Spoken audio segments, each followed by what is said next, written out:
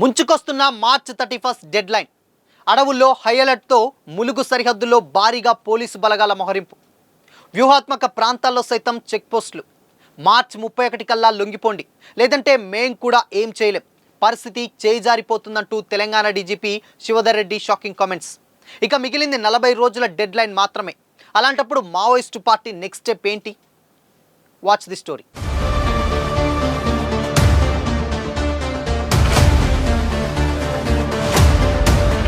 నమస్తే, welcome to Disha TV.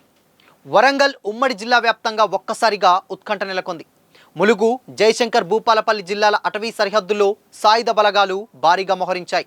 Maoist దళాల కదలికలు ఉన్నాయనేటువంటి ఇంటెలిజెన్స్ సమాచారంతో పోలీసులు హై అలర్ట్ ప్రకటించారు. ఏజెన్సీ ప్రాంతాలను జల్లెడపడుతూ కూంబింగ్ కార్యకలాపాలను ముమ్మరం చేస్తున్నారు. ముత్తారం మండలంలోని సర్వాయిపేట అడవుల నుంచి ఇతర ప్రాంతాల వరకు గాలింపు చర్యలు కొనసాగుతున్నాయి. రాష్ట్ర ఉన్నత స్థాయి నిఘా విభాగం ఎస్ఐబి గ్రేహౌండ్స్ దళాలు రంగంలోకి దిగాయి. ప్రత్యేక బలగాలతో కలిసి అటవీ లోయలను క్షుణ్ణంగా పరిశీలిస్తున్నారు. మావోయిస్టు అగ్రనాయకత్వం ఈ ప్రాంతంలో సంచరిస్తున్నట్లు పక్కా సమాచారం అందడంతో పోలీసులు వ్యూహాత్మకంగా అడుగులు వేస్తున్నారు. మరోవైపు పెద్దాపూర్, కొప్పుగుట్ట, గండికామారం లాంటి కీలక ప్రాంతాల్లో పోలీసు పహరా పెరిగింది. అడ్డగుట్ట అడవుల్లో సాయుధ బలగాలు స్థావరాలను ఏర్పాటు చేసుకున్నాయి. ప్రధాన రహదారుల మీద చెక్ పోస్టులు నిర్మించి అటుగా వెళ్లే ప్రతి వాహనాన్ని తనిఖీ చేస్తున్నారు. అనుమానిత వ్యక్తుల వివరాలను సేకరిస్తూ అడవి లోపలికి వెళ్లేటువంటి మార్గాలను పూర్తిగా తమ ఆధీనంలోకి తీసుకున్నారు. అటవీ పరిసర గ్రామాల్లో పోలీసులు పర్యటిస్తూ ప్రజలను అప్రమత్తం చేస్తున్నారు. కొత్త వ్యక్తులు ఎవరైనా కనిపిస్తే వెంటనే సమాచారం ఇవ్వాలని కోరుతున్నారు. బలగాల మోహరింపుతో ఏజెన్సీ ప్రాంతాల్లో యుద్ధ వాతావరణం కనిపిస్తుంది. ఏ క్షణంలోనైనా ఎదురుకాల్పులు జరిగే అవకాశం ఉందన్న భయాందోళనలు వ్యక్తమవుతున్నాయి. అటు ఛత్తీస్గఢ్ సరిహద్దుల నుంచి కూడా మావోయిస్టులు ప్రవేశించకుండా పోలీసుల గస్తీ కూడా పెంచారు. ఇదిలా ఉండగా లేటెస్ట్గా ఛత్తీస్గఢ్లోని సుక్మా జిల్లాలో 22 మంది మావోయిస్టులు లొంగిపోయారు. వీరిలో ఒక మహిళా మావోయిస్టు ఉండగా పలు ప్రాంతాలకు సంబంధించినటువంటి కమాండర్స్, అధ్యక్షులు ఉండటం కూడా విశేషం. లొంగిపోయిన వారు అనేక విధ్వంసకర సంఘటనలలో పాల్గొన్నారని, ప్రభుత్వం కల్పించేటువంటి పునరావాసంకు ఆకర్షితులై లొంగిపోయినట్లు కూడా నక్సల్స్ ఆపరేషన్ ఏఎస్పీ రోహిత్ షా విలేకరులకు వెల్లడించారు. మరోవైపు ఛత్తీస్గఢ్లోని మడేరియా డివిజన్ కమిటీకి చెందిన 2 మావోయిస్టులు ఆంధ్ర పోలీసుల ఎదుట లొంగిపోయారు. బుధవారం అల్లూరు జిల్లా ఎస్పీ అమిత్ బర్దార్ ఎదుట వీరు స్వచ్ఛందంగా లొంగిపోయారు. అనంతరం జిల్లా ఎస్పీ బర్దార్ మాట్లాడుతూ ప్రభుత్వ సంక్షేమ పునరావాస పథకాలను పూర్తిగా వినియోగించుకొని గౌరవప్రదమైనటువంటి శాంతియుత జీవితం గడపాలని లొంగిపోయినటువంటి మావోయిస్టులకు ఆయన విజ్ఞప్తి చేశారు. అలాగే ప్రభుత్వ ప్రయోజిత శిక్షణ కార్యక్రమాల ద్వారా నైపుణ్యాభివృద్ధిపై కూడా దృష్టి సారించాలని వారికి కూడా సూచించారు. అలాగే ఇతర మావోయిస్టులు సైతం సమీప పోలీస్ స్టేషన్లో స్వచ్ఛందంగా లొంగిపోవాలన్నారు. అలా కాకుంటే కుటుంబ సభ్యుల ద్వారా నేరుగా సీనియర్ పోలీస్ అధికారులను సంప్రదించాలని కూడా మావోయిస్టులకు జిల్లా ఎస్పీ విజ్ఞప్తి చేశారు. మరోవైపు తాము లొంగిపోవడానికి గల కారణాలు సైతం ఆ 2 మావోయిస్టులు వివరించారు. మావోయిస్టు ప్రభావిత ప్రాంతాల్లో పోలీసుల ఆపరేషన్లు తీవ్రతరం చేశారని చెప్పారు. కొత్త పోలీసు శిబిరాల ఏర్పాటు చేయడం వల్ల మావోయిస్టుల కదలికలు పరిమితమయ్యాయని వివరించారు. ఈ టైంలోనే ప్రాణభయం ఏర్పడిందని కూడా చెప్పుకొచ్చారు. మావోయిస్టుల పట్ల ప్రజల మద్దతు తగ్గిపోవడానికి కూడా ఒక కారణమన్నారు. అలాగే సిద్ధాంతాలపై విశ్వాసం కోల్పోయినట్లు కూడా చెప్పారు. నిరంతర రొంగుబాట్ల కారణంగా పార్టీ సిద్ధాంతాలపై నిరాశ పెరిగిందని చెప్పారు.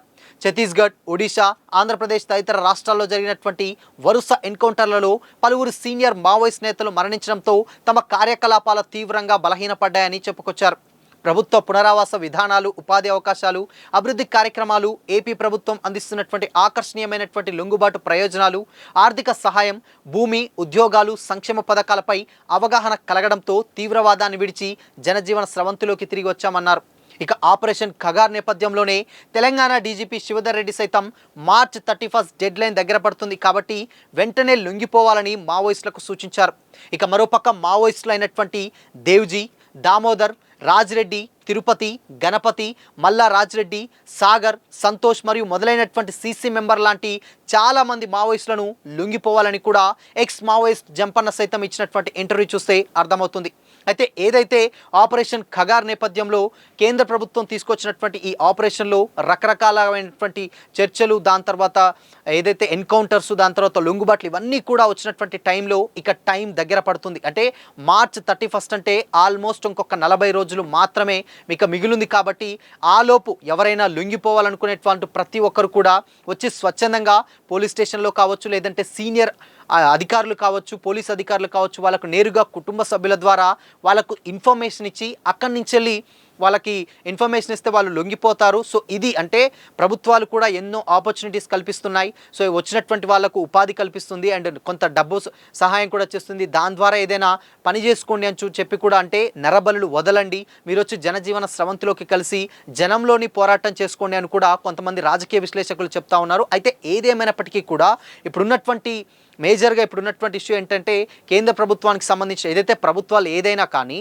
ఇక్కడ వాళ్ళ టెక్నాలజీ ఆల్మోస్ట్ చాలా చాలా అప్డేట్ అయిన విషయం అందరికీ తెలిసిందే. ఇప్పుడు ప్రతి ఒక్కరి చేతులలో స్మార్ట్ ఫోన్లు ఉంటున్నాయి అండ్ ఇట్టే ఎక్కడైనా ఏదైనా క్రైమ్ జరిగినా ఏదైనా జరిగినా వెంటనే పట్టుకునేటువంటి టెక్నాలజీ ఇప్పుడు ఉన్నటువంటి జనరేషన్స్లో పెరిగింది. ఇలాంటి టైంలో మళ్ళీ అంటే ఇప్పుడు ఇలాంటి టైంలో మావోయిస్టులు సైతం ఆ టెక్నాలజీని వాడడం, దాని ద్వారా అంటే వాళ్ళు ఎక్కడ ఉన్నారు, ఏం చేస్తున్నారు, వాళ్ళ కదలికలేంటి, వాళ్ళు ఏం చేయబోతున్నారన్న ప్లాన్స్ అన్నీ కూడా కంప్లీట్గా పోలీస్ వాళ్ళకు కూడా తెలియకపోవడం. సో ఇలా తెలవడం వల్ల వాళ్ళని వెంటనే అంటే ఎన్కౌంటర్స్ కానీ లేకపోతే ఎదురుదాడి చేయడం, ఇలా ప్రతి ఒక్కరిని దెబ్బతీసేటువంటి చర్యగా ఇప్పుడున్నటువంటి టెక్నాలజీ వచ్చింది. మేజర్గా డ్రోన్స్ కావచ్చు, దాని తర్వాత వెపన్స్, అడ్వాన్స్డ్ వెపన్స్ కావచ్చు, ఇవన్నీ కూడా. అండ్ దాంతోపాటు ఇక్కడ ఉన్నటువంటి సీనియర్ మావోయిస్టుల అనారోగ్యాలు, దాని తర్వాత లొంగుబాట్లు, మల్లోజుల లాంటి పెద్ద పెద్ద నాయకత్వం లాంటి లొంగుబాట్లు, ఇవన్నీ కూడా అక్కడ ఉన్నటువంటి మావోయిస్ట్ పార్టీలో ఉన్నటువంటి కార్యకర్తలకు కూడా విపరీతమైనటువంటి దెబ్బ పడ్డది. లేటెస్ట్గా బర్సిదేవా లాంటి వ్యక్తులు కూడా లొంగిపోయారు. సో ఈ టైంలో మేజర్గా ఇలాంటి సిచ్యువేషన్స్లో ఇక మేజర్గా ఏదున్నా కానీ ఇప్పుడున్నటువంటి పరిస్థితుల్లో అడవుల్లో ఉండి పోరాటం చేయడం చాలా చాలా కష్టం. బట్ ఏదేమైనప్పటికీ కూడా ఇప్పుడు పరిస్థితి కూడా చాలా చాలా చేయిజారిపోయింది. ఇప్పుడున్నటువంటి ప్రభుత్వాలు కూడా అప్డేట్ అవుతున్నాయి అండ్ దాని తర్వాత ప్రజలు కూడా అప్డేట్ అవుతున్నారు, ఉపాధి దొరుకుతుంది. ఇకపోతే అడవుల నుంచి వెళ్ళి వదిలి జనారణ్యంలోకి వచ్చి పోరాటాలు చేస్తేనే మావోయిస్టు పార్టీలు కూడా ముందుకు వెళ్ళేటువంటి అవకాశం ఉంటుందని కూడా కొంతమంది సీనియర్ రాజకీయ విశ్లేషకులు ఏదైతే ఎక్స్ మావోయిస్టులు ఎవరైతే ఉన్నారో వాళ్ళు చెప్తున్నారు. లేటెస్ట్గా జంపన్న ఇచ్చినటువంటి ఇంటర్వ్యూలో సైతం ఎవరైతే ఇప్పుడున్నటువంటి మావోయిస్టులు ఎవరైతే ఉన్నారో సీసీ మెంబర్స్ వాళ్ళందరూ కొని గణపతి కావచ్చు లేకపోతే దేవ్జీ కావచ్చు, ఇలాంటి వ్యక్తులు ఎవరైనా కానీ వాళ్ళందరూ కూడా జనజీవన స్రవంతిలోకి రండి, లొంగిపోండి, లొంగిపోయిన తర్వాత ప్రజా పోరాటాలు అండ్ ప్రజల్లో ఉండి పోరాటాలు చేయండి. ఇప్పుడు సిచ్యువేషన్స్ ఏది కూడా ప్రతి ఒక్కటి కూడా కేంద్రానికి అనుగుణంగానే ఇప్పుడు ఉన్నటువంటి సిచ్యువేషన్స్ ఉన్నాయి, టెక్నాలజీస్ ఉన్నాయి. ఏం చేసినా ఇప్పుడు పరిస్థితి బాగాలేదు. సో అందరూ కూడా ఉద్యమాన్ని వీడి జనంలోకి రావాలని కూడా ఎక్స్ మావోయిస్ట్ జంపన్న లాంటి వ్యక్తులు కూడా అక్కడ ఇప్పుడు ఉన్నటువంటి మావోయిస్టులకు సూచించడం అయితే జరుగుతుంది.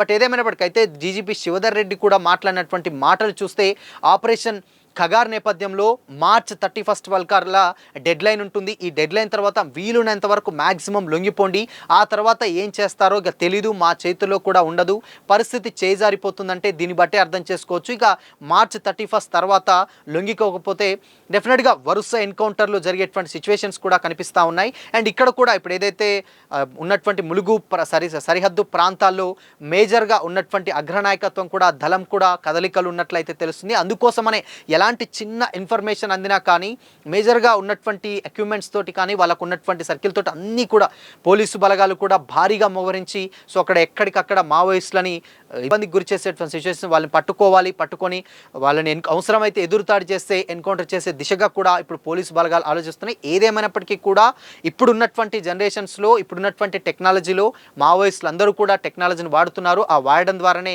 వీళ్ళకు ప్రభుత్వాలకు ఉన్నటువంటి అడ్వాన్స్ టెక్నాలజీ ద్వారా వాళ్ళు ఈజీగా దొరుకుతున్నారు. బట్ అయినప్పటికీ కూడా కొంతమంది ఇప్పుడున్నటువంటి ఎక్స్ మావోయిస్టులు ఎవరైతే ఉన్నారో వాళ్ళు ఇంకా అడవుల్లోనే ఉంటున్నారు. సో వాళ్ళు బయటకు వచ్చి పోరాటం చేస్తే బాగుంటుంది అని కూడా మరికొంతమంది చెప్తున్నారు. ఎందుకంటే ఇప్పటికీ ఉన్నటువంటి పరిస్థితి కంప్లీట్గా చేజారిపోయింది. అంటే వాళ్ళు అనుకోవచ్చు మేజర్గా మార్చ్ 31 వరకల్లా ఇన్ కేసు మార్చ్ 31 వరకల్లా మావోయిజాన్ని మొత్తం కూడా అంతం చేస్తామని కూడా కేంద్ర ప్రభుత్వం అయితే చెప్పుకొచ్చింది. ఈ టైంలోనే ఇన్ కేసు ఒకవేళ మార్చ్ 31 వరకు గనక ఉంటే మళ్ళీ మన పార్టీని లేకపోతే ఉన్నటువంటి కార్యకర్తలు మళ్ళా బ్యాక్ తెచ్చుకోవచ్చు, మళ్ళీ ఇంతమునుపు ఏదైతే పూర్వవైభవం తీసుకురావచ్చినటువంటి ఉద్దేశంతో ఇప్పుడు ఉన్నటువంటి మావోయిస్టులు ఆలోచిస్తున్నారా ఆ మార్చ్ 31 ఒక్కటి డెడ్ లైన్ దాటిపోని వాళ్ళు పెట్టినటువంటి గడువు తర్వాత ఇలాంటి సిచ్యువేషన్స్ మేబీ ఫేస్ కాకపోవచ్చు, ఇంత పట్టింపు ఉండకపోవచ్చు.